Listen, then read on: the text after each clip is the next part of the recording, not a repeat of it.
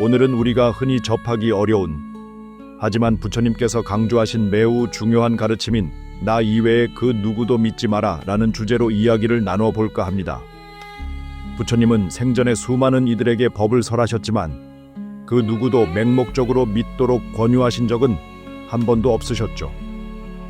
오히려 스스로를 등불 삼으라고 말씀하시며 우리 스스로가 진리에 대한 확신을 찾고 그 길을 걸어가야 함을 가르쳐 주셨습니다. 오늘 이 영상을 통해 부처님의 가르침과 함께 우리 삶에서 실천할 만한 지혜를 얻어 가셨으면 좋겠습니다. 나 이외에 그 누구도 믿지 마라 라는 가르침은 부처님께서 열반에 들기 직전 제자들에게 하신 말씀과도 관련이 깊습니다. 불교 경전 중 열반경 혹은 마하파리니빠나경에서 부처님은 자기를 등불로 삼고 법을 등불로 삼으라고 하셨습니다. 이 말씀이 오늘의 주제인 나 이외에 그 누구도 믿지 마라와 같은 맥락으로 이해될 수 있습니다.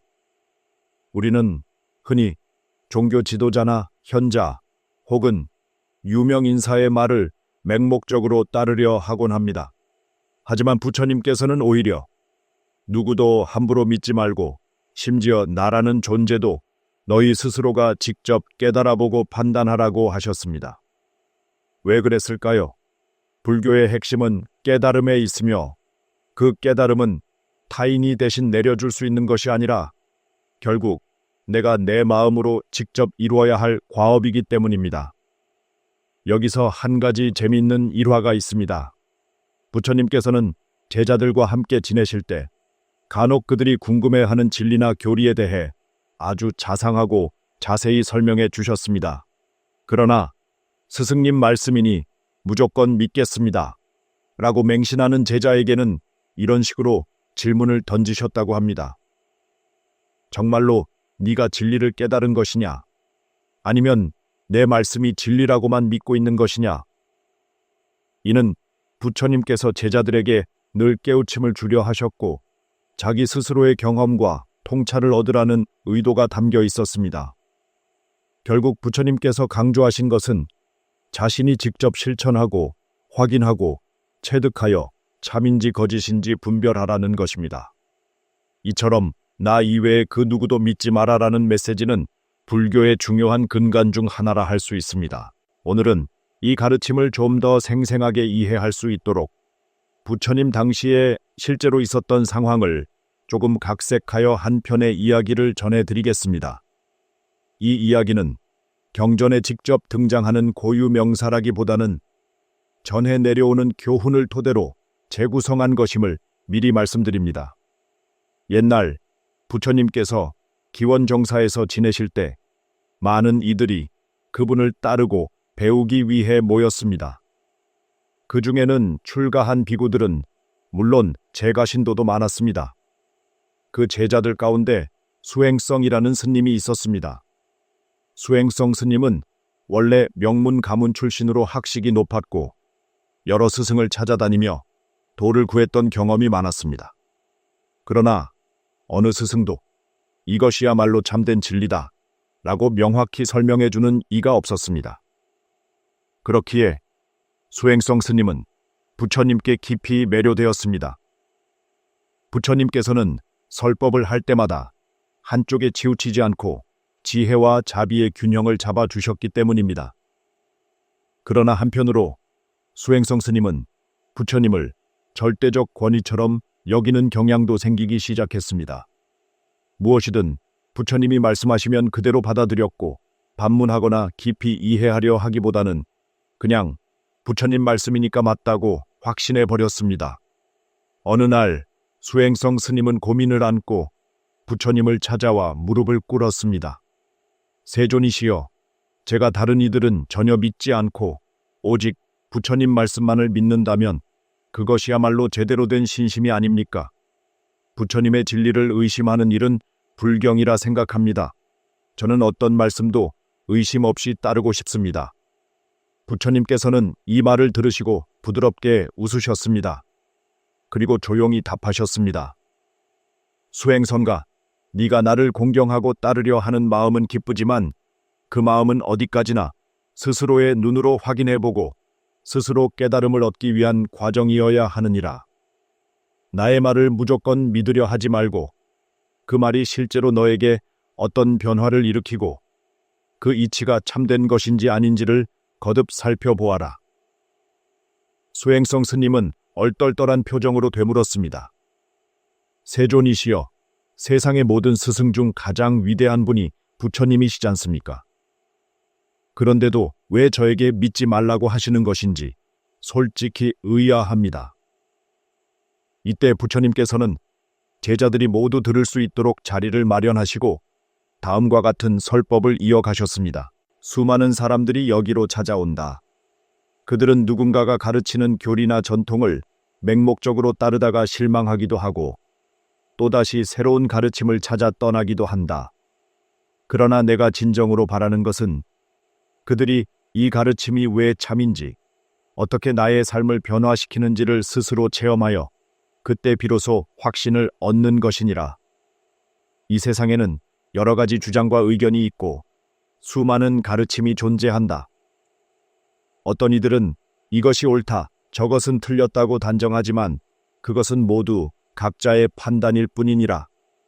그러므로 너희는 나의 설법일지라도 그저 권위를 통해 믿어서는 안 된다. 대신 다음과 같이 해보아라. 먼저 가르침을 듣고 그 핵심이 무엇인지 이해하기 위해 노력하라. 그 가르침이 실제로 너의 생활에 어떻게 적용될 수 있는지를 깊이 생각해보고 직접 실천해보라. 그 실천의 결과 너의 마음에 평온이 찾아오고 번뇌가 줄어들며 다른 이들에게도 이로움을 주는지를 관찰하라. 결국 그 모든 과정을 통해 진리라 여겨지면 그때 비로소 너의 가르침으로 삼아도 좋다. 만약 내가 아무리 거창하고 훌륭한 말을 한다 하더라도 네가 그것을 스스로 검증하지 않고 그저 믿기만 한다면 과연 진정한 깨달음을 얻을 수 있겠느냐? 그것은 결국 의존이요 미망에 불과하다. 오히려 자칫 스스로의 눈으로 보지 못하고 맹목적 신앙에 빠져 또 다른 집착을 낳을 뿐이다. 부디 명심하거라. 나 이외에 그 누구도 믿지 말라는 말의 참뜻은 진실로 너 자신의 마음을 깨우고 그 마음으로 진리를 비추라는 뜻이다. 너는 결국 내게 의존하지 않고 오직 스스로의 통찰로 깨달음의 길에 오를 수 있다. 나는 그 길로 인도할 표지판이 될 뿐 네가 직접 걸어야 할 여정까지 대신해 줄 수는 없느니라. 부처님의 이 설법은 수행성 스님을 비롯한 많은 제자들에게 큰 충격이 되었습니다. 왜냐하면 부처님이라는 위대한 존재조차도 내 말도 그냥 믿지만 말라고 하셨기 때문입니다. 세상에는 보통 스승이라면 자신을 따르는 제자들에게 절대 복종과 맹신을 요구하는 경우도 없지 않습니다. 그러나 부처님은 그와 정반대의 태도를 보이셨습니다. 설법을 들은 뒤 수행성 스님은 문득 지난 날을 돌아보았습니다. 과연 나는 얼마나 내 스스로의 눈으로 진리를 보고 그 효과를 검증해 왔던 것일까? 혹은 단지 부처님께서 이렇게 말씀하셨으니 별 다른 의심 없이 그 말을 믿고 있는 것에 안도감을 느꼈던 것은 아닐까? 자신을 돌아보니 그동안 부처님의 가르침을 깊이 숙고하기보다는 외형적인 권위에 매달려 마음의 평안을 구하고 싶어 했음을 깨달았습니다. 그날 이후 수행성 스님은 달라졌습니다. 매일 아침 일찍 일어나 명상에 들기 전에 전날 들었던 부처님의 한 말씀을 곱씹으며 이 말씀은 내 삶에서 어떤 의미를 가지는가? 이것을 오늘 하루 나는 어떻게 실천할 수 있을까? 라는 질문을 스스로에게 던졌습니다. 그리고 하루가 끝날 무렵이면 다시 명상에 잠기기 전에 내가 이 가르침을 적용하면서 어떤 변화를 경험했는가, 그 변화는 진실로 내 마음을 밝히는가를 살폈습니다. 그 결과 수행성 스님은 부처님이 걸어가신 길을 훨씬 더 깊이 이해할 수 있었습니다. 다른 제자들도 비슷한 과정을 거치며 부처님이 진리를 설하셨지만 그 진리를 진짜로 나의 것으로 만드는 건 결국 나 자신이다 라는 사실을 체득하게 되었습니다. 그리고 그 체득은 맹목적인 믿음과 비교할 수 없는 굳건한 신념과 지혜로 이어졌습니다. 이제 우리가 이 이야기를 통해 얻을 수 있는 교훈은 무엇일까요? 현대 사회는 정보가 넘쳐나고 온갖 전문가들이 서로 다른 목소리를 내고 있습니다. SNS나 인터넷을 통해 쉽게 다른 사람의 주장을 접할 수 있고, 유명 인플루언서나 권위 있는 학자들, 정치인들의 말에 우르르 휩쓸리기도 쉽습니다. 그런데 이렇게 과잉 정보의 시대일수록 오히려 나 이외에 그 누구도 믿지 마라 는 부처님의 가르침이 더욱 중요하게 다가옵니다. 부처님이 가르치신 핵심은 무책임한 불신이 아니라 스스로 분별하고 검증하는 태도입니다. 남이 무엇을 주장한다면 그 내용을 듣고 내가 실제로 그 가르침을 적용했을 때 어떻게 되는지를 살피는 것, 이 과정을 통해 비로소 내가 진실로 수용할지 말지를 결정해야 한다는 것이죠. 예를 들어 내가 명상을 통해 스트레스를 줄일 수 있다는 이야기를 들었다고 해봅시다. 인터넷에서 보니 유명한 스님 혹은 심리학자가 하루 10분 명상을 하면 마음이 편안해진다고 말하더랍니다. 그 말을 들은 순간부터 아, 그 사람이 그렇게 말했으니 100% 사실이야 하고 믿는다면 내가 진짜로 명상을 통해 어떤 변화를 겪는지 꼼꼼히 살피는 과정을 놓칠 수 있습니다.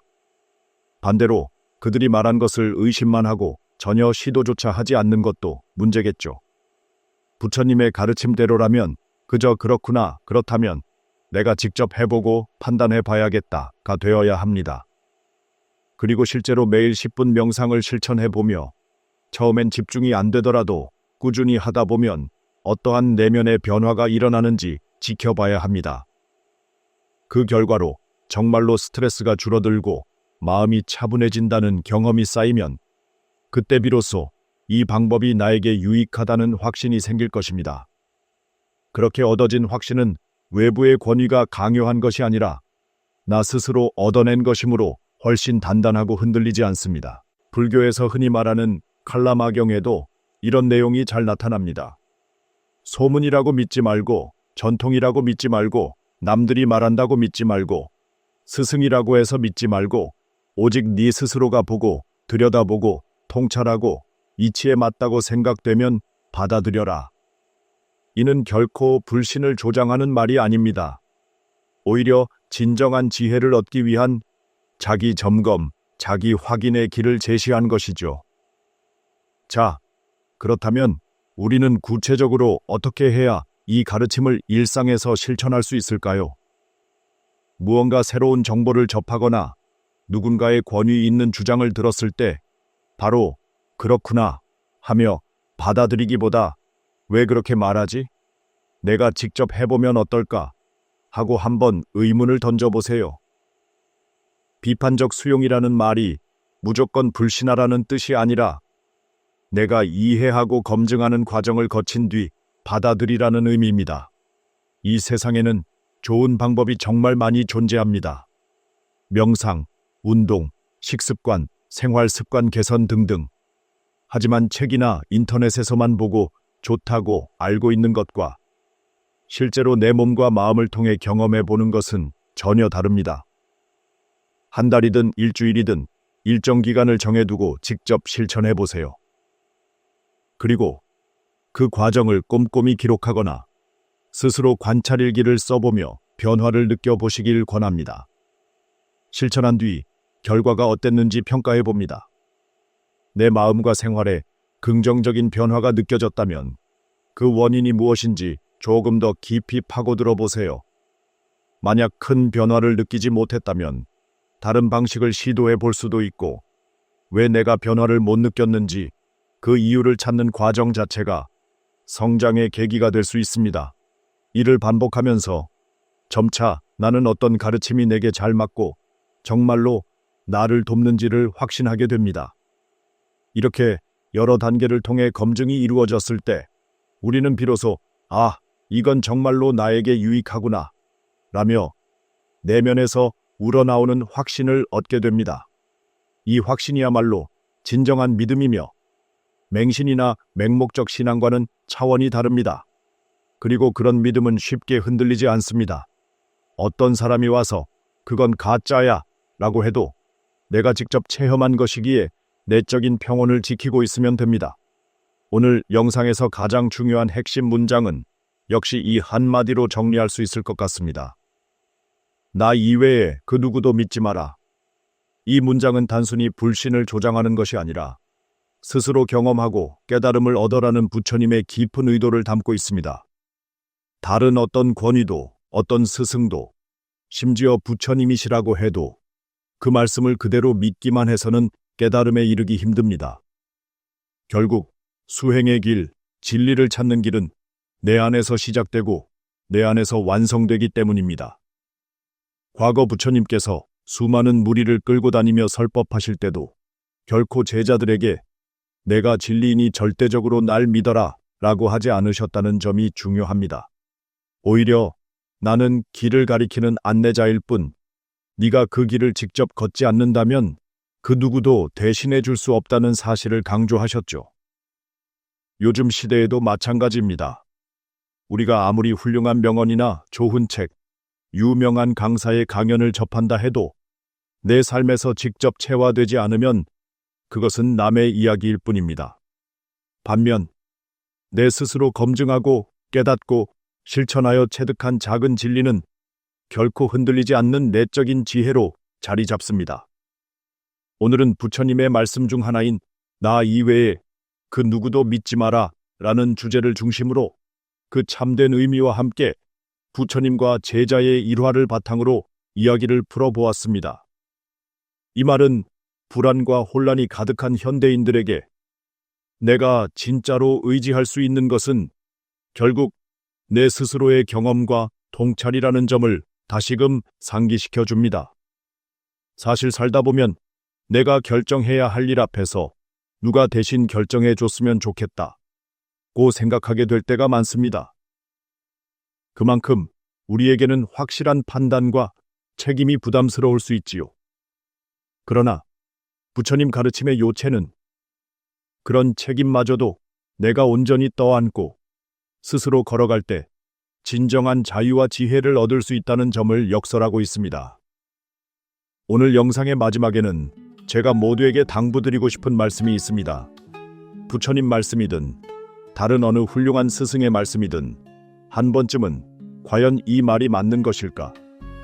나에게 어떻게 적용되고 어떤 결과를 가져다 줄까를 직접 확인해 보시길 바랍니다.